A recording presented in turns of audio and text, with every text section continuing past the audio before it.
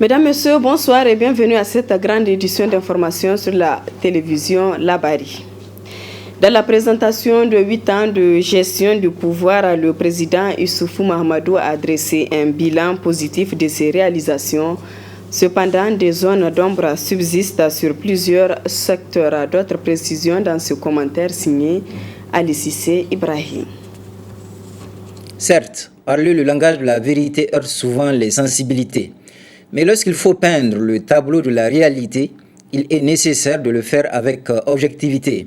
Et c'est le cas lorsqu'on se met dans la posture d'apprécier le bilan des 8 années de gestion effectué par le président Issoufou Mahamadou.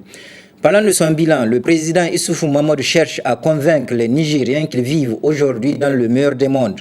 Malheureusement, les conditions de vie difficiles dans lesquelles évoluent les populations sont là pour rappeler que la réalité est loin d'être rose comme le prétend le président de la République. Selon le président Issoufou Mahamadou, 10 000 milliards ont été dépensés à l'espace de 8 ans pour assurer le développement du pays. Pourtant, la majorité des Nigériens auront du mal à dire quelle amélioration significative cet investissement a apporté à leur vie quotidienne. Le président Issoufou Mahamadou parle également de 1 000 milliards qui ont été investis pour soutenir les populations vulnérables, alors que les zones rurales accablées par la misère chantent qu'on n'a pas senti l'odeur de cet argent. Plus encore, le président Issoufou Mahamadou proclame que sa gouvernance a construit plus d'infrastructures dans le secteur éducatif que les précédents régimes, mais pour un résultat déplorable en ce qui concerne la qualité de l'enseignement dispensé dans les écoles. Pour ce qui concerne la sécurité, on est abasourdi par l'assurance du président lorsqu'il dit qu'il n'y a pas d'échec sur ce plan. Pourtant, selon la coordination des affaires humanitaires de l'ONU, 21 attaques ont été menées contre nos militaires avec 88 civils tués et plus de 18 000 déplacés dans le courant du mois de mars. Cependant, reconnaissons le mérite au président Issoufou Mahamadou d'avoir construit des routes, réhabilité et doté les chefs-lieux des régions en infrastructures nouvelles à la faveur des fêtes tournantes, ainsi que la capitale qui se modernise progressivement. Mais le président Issoufou Mahamadou a oublié de parler de la corruption dans son bilan, et les preuves visibles de celle-ci sont données à coup sûr par le blanchiment de capitaux qui permet l'éclosion d'une multitude de mini-châteaux dans les quartiers périphériques de Niamey. Enfin, le président Issoufou Mahamadou pense qu'il a honoré ses engagements vis-à-vis du peuple. Mais le peuple véritable trouvera que le chef de l'État et son gouvernement se sont embourgeoisés à son détriment.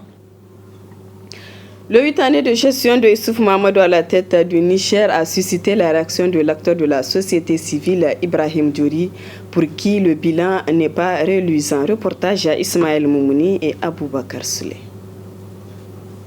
L'insécurité grandissante, les bases militaires étrangères implantées au Niger, le faible budget alloué aux services sociaux de base, la liberté de manifestation mise à rude épreuve, brimades subies par les agents des médias privés et leurs structures. Tels sont entre autres ce qui retient la société civile nigérienne durant ces 8 années de gestion de Issoufou Mahamadou à la tête du pays. Il a réussi à planter bien le décor. Son discours d'avril 2011 était un discours retentissant, était beau et qui a fait rêver plus d'un Nigérien. Et c'est trouvé que tel qu'elle a placé la barre en avril 2011, il s'est écarté presque systématiquement, on ne sait pas qu'est-ce qui s'est passé. Comme si le Issou qui a été élu n'a pas survécu au jour de prestation de serment. À partir de prestation de serment, on a eu droit à quelqu'un d'autre après. Mais les Nigériens qui l'ont voté se découvraient et se retrouvaient dans le discours d'investiture. Ça s'est arrêté là, malheureusement. Parce que s'il avait traduit ce discours d'investiture en actes concrets, eh bien, les Nigériens en seraient très satisfaits. C'est dit dans la Constitution, le président de la République a prêté serment de ne jamais trahir ni travestir les aspirations du peuple nigérien souverain. Au bout de 8 ans, il a fait les deux. Il l'a trahi, il a aussi travesti les aspirations de ces Nigériens-là. Les infrastructures demeurent le côté positif de sa gestion. Là aussi, un doute plane quant au coût des réalisations. Je pourrais dire que ce que les Nigériens retiennent en termes d'un fait en partie positif. En partie positif, c'est sur le terrain de l'équipement. Des investissements lourds en ce qui concerne les routes principalement. Sur ce plan, il a quand même fait assez. Et c'est les Nigériens qui vont en bénéficier. Même s'il y a un arrière-goût d'insatisfaction, d'amertume dans ça, parce que le coût qu'on annonce aux Nigériens, tout le monde retient que c'est super élevé. Et donc, c'est une réalisation qui cache un malsain dessein aussi d'accumulation et de prédation. La société civile nigérienne invite la population à contraindre le président de la République, Issoufou Mahamadou, à rectifier le tir. Comme le dit un adage, il n'est jamais tard pour bien faire. Également, les citoyens se sont prononcés sur le bilan du président de la République, Issoufou Mahamadou. Les avis sont divergents, on les écoute. Côté éducation, vous avez constaté avec moi que le constat est chaotique à tous les niveaux. Et lui, le président de la République qui a bénéficié de toutes les protections citoyennes de ce pays, il a fait l'école publique du CI jusqu'à l'université. Il a été sous la chaire de l'État, du CI jusqu'à l'université. Donc nous, quand nous l'avions vu investir, nous avons dit ok, les fils des pauvres sont sauvés. Ça nous a surpris de voir la gestion côté éducation du président Issoufou. Il doit revenir aux priorités de base, c'est-à-dire l'éducation, la santé et l'autosuffisance alimentaire. Il nous a mis dans des rêves. 3 ans, les gens ont chanté. Jusque-là, nous n'avons pas une suite concrète par rapport à cette 3 ans-là. Donc du coup, du point de vue, moi, de ces 3 axes dont je venais de citer, c'est un échec total pendant les 8 ans du président Issoufou. Niamey et d'autres régions sont en train de se métamorphoser sur le plan infrastructure. Donc nous félicitons notre président. Là, vraiment, coup de chapeau, il a assez investi, il s'est donné à fond pour que le Niger change. Donc sur un autre plan sécuritaire, là nous vivons un calvaire sérieux. On n'a pas une stabilité sécuritaire dans notre pays. Même si on a des grandes infrastructures qui sont en train de se réaliser, mais s'il n'y a pas l'accalmie, s'il n'y a pas la paix, donc nous ne voyons pas ces infrastructures. Nous voyons notre vie en danger. Beaucoup reste à faire. Ça reste à beaucoup. Le pays d'abord vient de loin. On ne dit pas qu'il n'a pas fait des choses. Ça, ce serait ingrat de le dire. L'enseignement, la santé, Mamadou Issoufou n'a rien fait. Les infrastructures, c'est bon. Ça, ce sont des théories comment on appelle ça, des économistes occidentaux. Tu comprends? Faire des infrastructures, après le développement va venir. Non, c'est ensemble. C'est-à-dire qu'il faut en même temps que les besoins sociaux des citoyens nigériens soient en tout cas comblés. On ne peut pas dire que nous sommes en train de construire et les gens sont en train de crever. Point de presse ce matin de l'Union des scolaires nigériens USN avec en toile de fond la situation socio-académique du Niger. Le résumé avec Mariama Christine Barmou et Ibrahim Abdou. Échanger par rapport à la situation socio-académique du Niger, c'est l'objectif de cette sortie médiatique de l'Union des scolaires du Niger, USN. Un point de presse au cours duquel une pensée spéciale a été adressée à l'endroit des populations victimes d'insécurité afin d'évoquer le bras de fer qui oppose le SNEX et le gouvernement, ainsi que son impact sur l'enseignement supérieur. La situation ne peut être caractérisée que par ce qui a dominé l'opinion nationale ces derniers temps. Effectivement, la question du bras de fer qui oppose aujourd'hui les syndicats nationaux des enseignants, chercheurs et chercheurs du supérieur avec le gouvernement par rapport à 2 revendications que vous connaissez déjà. Plus encore, l'USN sort de son silence et donne son point de vue relativement à la situation qui prévaut dans le secteur de l'enseignement supérieur. Ces 2 copains d'hier, ces 2 amis d'hier, que sont le SNEX et le gouvernement, sont en train de prendre en otage, comme dans leur habitude, l'enseignement supérieur au Niger. Et aujourd'hui, la seule victime de ce bras de fer irresponsable et non patriotique n'est peut-être que l'étudiant nigérien. Le comité directeur de l'USN n'a point laissé cette question et n'a point été indifférent par rapport à cette situation. Nous sommes une grande organisation qui se respecte et qui devrait s'imposer Et par voie de conséquence, nous ne pouvons aucunement pas glisser dans une pièce théâtrale aujourd'hui animée par le gouvernement et les SNEX, sans pour autant nous rassurer des positions et des objectivités des uns et des autres. L'Union des scolaires du Niger interpelle les différents acteurs sociaux concernés par la question de l'éducation afin de trouver une solution au problème. Il faut attaquer le problème à sa racine. Et pour ce faire, le comité directeur de l'USN exige la convocation immédiate des états généraux de l'enseignement supérieur. Nous demandons aux différentes composantes de notre pays, que ce soit les médiateurs de la République, la Commission nationale des droits humains, le Conseil des dialogues social, l'Association islamique du Niger, l'archevêque de Niamey, l'Association des parents d'élèves et étudiants, de s'impliquer et de s'investir conséquemment pour qu'ils reviennent aujourd'hui ces deux parties à la raison. Le tourment dans lequel se trouve l'enseignement supérieur mérite une attention particulière de la part des autorités qui ont le devoir de privilégier le dialogue en vue de trouver un terrain d'entente. La Commission nationale des droits humains CNDH a rendu public cet après-midi à son siège une déclaration. Cette dernière est relative à la médiation de la CNDH dans la crise gouvernement SNEX. Le point de cette déclaration avec Adam Soumana et Sadou Doumi. Cette sortie médiatique des commissaires avec à leur tête le président de la Commission nationale des droits humains vise à entretenir l'opinion nationale et internationale sur les tenants et aboutissants de la médiation de cette institution de la crise universitaire consécutive à l'interruption du processus électoral à l'université publique de Maradi. Ainsi, pour donner une chance à cette médiation, la CNDH avait demandé aux différentes parties concernées 1. D'observer une trêve dans les actions engagées. 2. De créer les conditions d'un dialogue franc et constructif pour une issue heureuse à la crise dans l'intérêt supérieur du système éducatif nigérien. À cet effet, le gouvernement avait accepté de reporter l'examen des textes sur la gouvernance des universités publiques du Niger. 2. Le SNEX avait décidé de suspendre la grève enclenchée depuis le 3 septembre 2018 jusqu'à l'issue de la dite médiation. À l'entame de la médiation, il y avait deux positions à faire évoluer vers un terrain d'entente. D'une part, la volonté du gouvernement à effectuer des réformes visant le remplacement du système électif par le système de nomination des recteurs et vice-recteurs au sein des universités publiques du Niger.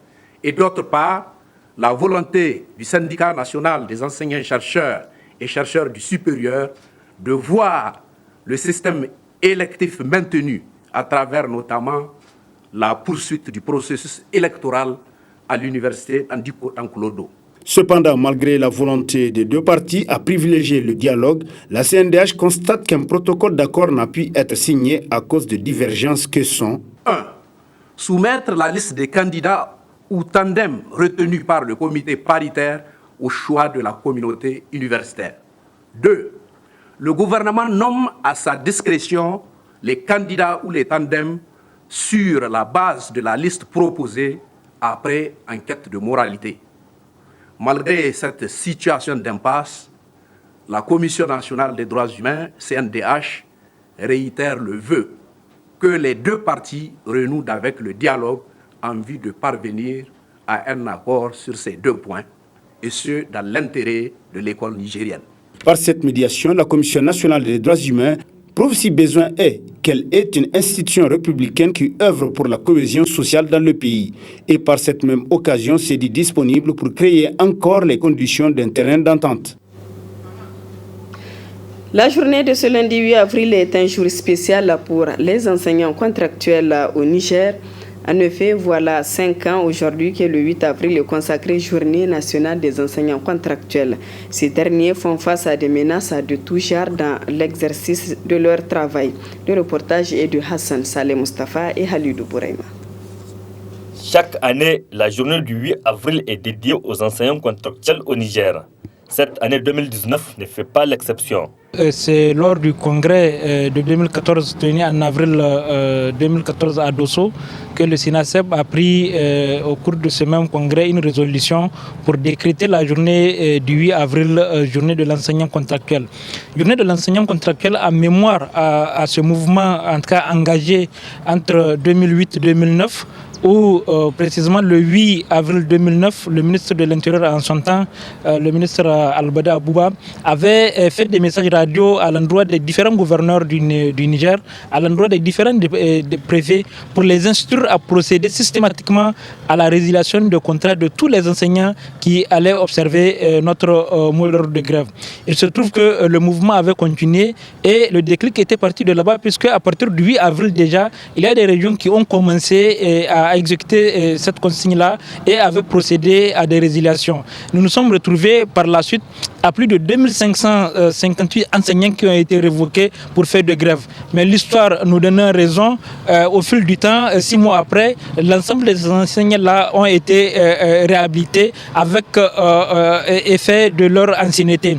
Le syndicat national des enseignants contractuels et fonctionnaires de l'enseignement de base va continuer à se battre pour le bien-être des enseignants contractuels. Et depuis 2009 d'ailleurs, le gouvernement de Tanja avait commencé le premier recrutement avec déjà 6036 enseignants qui ont été recrutés pour la même année. Voilà ce qui nous a amené à dire, puisque nous avons eu gain de cause, mais il y a eu quand même des sacrifices ultimes, puisque lorsque des pères de famille, des mères de famille se retrouvent avec 6 mois de suspension, nous savons que ce n'est pas rien, et voilà ce qui explique en tout cas qu'au niveau du SINASEP, en reconnaissance à ce mouvement, en reconnaissance en tout cas à ces vaillants enseignants qui se sont sacrifiés, et surtout qu'il fallait le dire, après même cette résiliation, le mouvement n'avait pas cessé, le mouvement avait continué et ça a porté ses fruits. Pour le secrétaire général du BEN SINASEP, l'espoir est encore permis pour les cas des enseignants en situation irrégulière.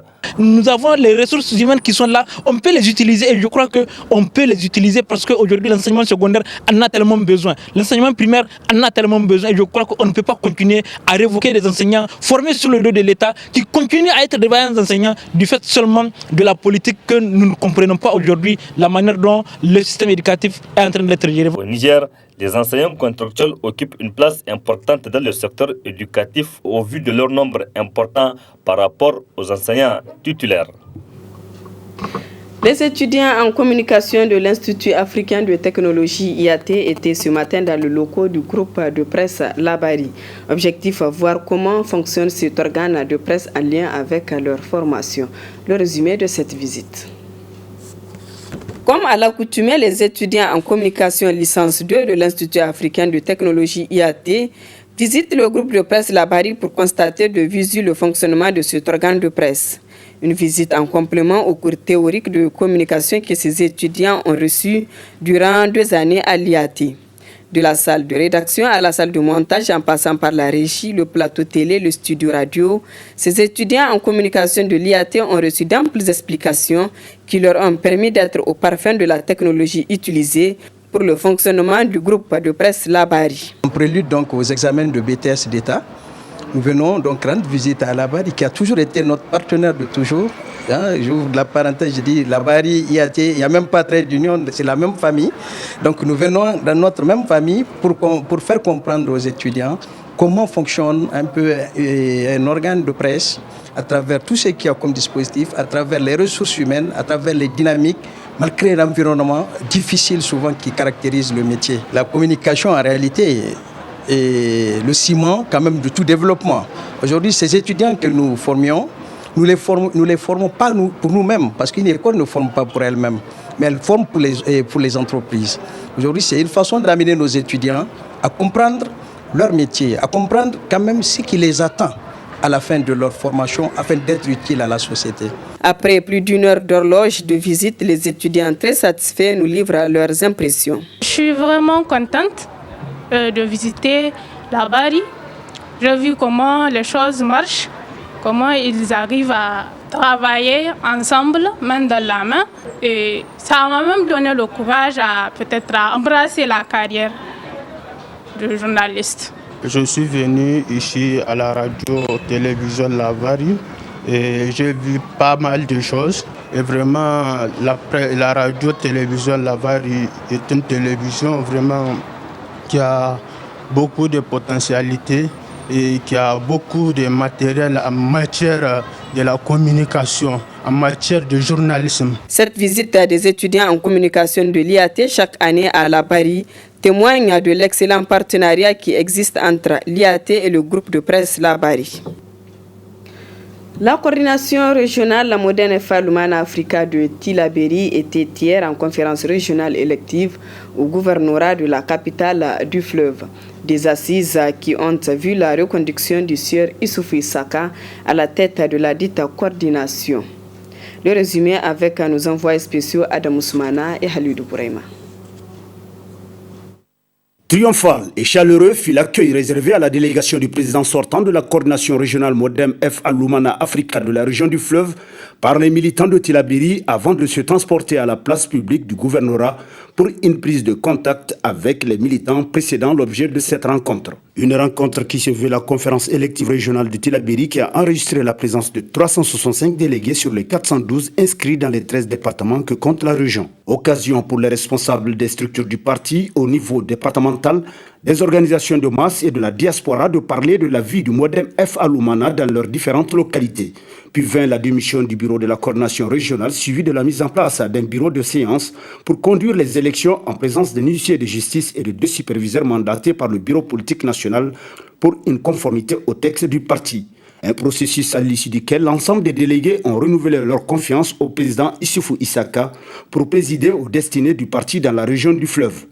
Une région dont les militants n'ont pas manqué à cette occasion de formuler d'importantes résolutions. La conférence régionale du mouvement démocratique nigérien pour une fédération africaine moderne F.A. Lumana Africa de Tillabéri, réunie en session ordinaire ce jour, dimanche 7 avril 2019 à Tillabéri, 1. Dénonce et condamne les épreuves injustes et cyniques imposé au président du parti, son Excellence Hamamadou, par le régime impopulaire, corrompu, antidémocratique et satanique de M. Issoufou Mahamadou. 2. Soutient la décision irrévocable et intangible du bureau politique national désignant son Excellence Hamamadou, seul et unique candidat du Modern FA Lumana Africa aux élections présidentielles de 2021. 3. Demande à toutes les militantes et à tous les militants de se mobiliser pour faire aboutir cette décision. Vivement préoccupé et attristé, dénonce et condamne les dures épreuves imposées aux militants Bakary Seydou, Ari Mala, qui continuent à garder injustement prison malgré l'absence de preuves de leur culpabilité. Les rassure de tout son soutien. La conférence régionale du mouvement démocratique nigérien pour une fédération africaine, Modern FA Lumana Africa de Tillabéri, réunie en session ordinaire ce jour dimanche 7 avril 2019 à Tillabéri, propose la candidature de M. Djimba Karimou au poste de président national de l'organisation de jeunes Lumana, OJL. Outre le président de la coordination, ces assises ont permis l'élection du professeur Harouna Issa Amadou au poste de secrétaire général et Sita Seni comme trésorier régional. Ainsi, au nom de l'ensemble des hommes qui se sont vus confier la lourde responsabilité de la coordination Lumana Tillabéri, le président de la dite coordination a tenu à rappeler à l'ensemble des militants leurs attentes. C'est le lieu de réaffirmer notre soutien total au rejet sans équivoque de ce code électoral et de la CENI par le bureau politique national du Modern FA Lumana Africa et l'opposition politique dans son ensemble. Aussi, devrons-nous taire nos problèmes internes, du reste très mineurs, pour faire aboutir notre serment de faire de son Excellence M. Hamamadou le candidat de notre parti aux élections présidentielles de 2021. Mieux, faire de lui le président de la République du Niger, Inch'Allah.